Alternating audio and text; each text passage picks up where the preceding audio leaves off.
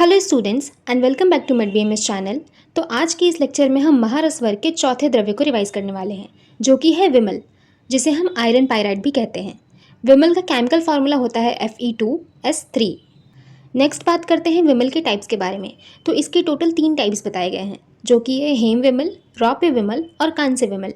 हेम विमल जो होता है वो पीतवर्ण का है और हेम क्रिया अर्थात स्वर्ण आदि निर्माण के लिए श्रेष्ठतम बताया गया है।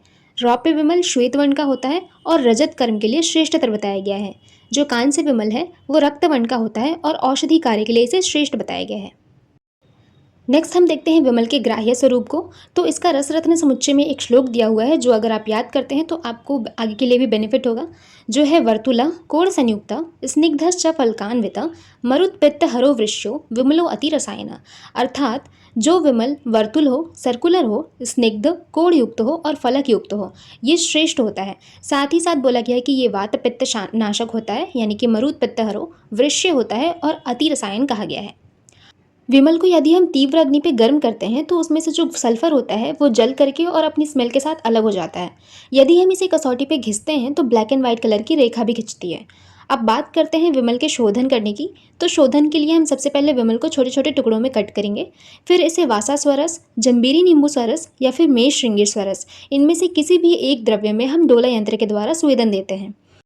नेक्स्ट हम बात करते हैं विमल के मारण की।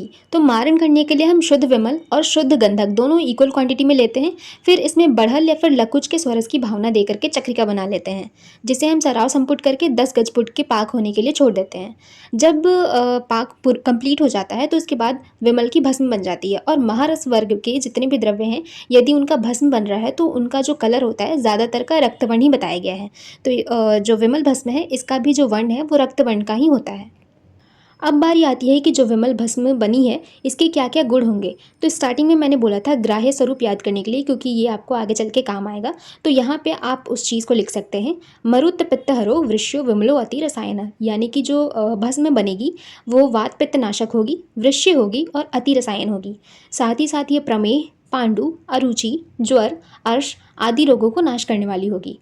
अब मात्रा के बारे में देखते हैं। तो जो विमल भस्म की मात्रा बताई गई है वो 1/2 से 2 रत्ती तक बताई गई है। यदि किसी को विमल भस्म का सेवन करने पे कोई विकार उत्पन्न हो जाता है तो उसकी शांति के लिए हम मेष श्रृंगी चूर्ण में शर्करा मिलाकर 3 दिन के लिए खिलाते हैं। तो ऐसा करने पर जो विकार उत्पन्न हुआ है उसका शमन हो जाएगा। अब बात करते हैं कि विमल का सत्वपातन किस प्रकार से करते हैं। तो विमल में हम समान मात्रा में टंकण और मेष श्रृंगी भस्म मिलाते हैं। साथ में हम वहाँ पे लकुच स्वरस की भावना दे करके मर्दन करते हैं। फिर उसके बाद हम मूसा में ले करके और 6 प्रस्थ कोयले की अग्नि दे करके तीव्र धमन करते हैं।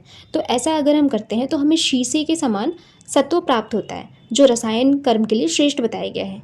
लास्ट में हम देखते हैं इसके कुछ फॉर्मुलेशंस, जो कि है रसेंद्र चूड़ामणि रस, नवरत्न राज मृगांक रस, मदन संजीवन रस etcetera. That's it for the lecture. If you understand the video, then please do like, comment and share the video. And if you are new to the channel, then please do subscribe our channel. Thank you.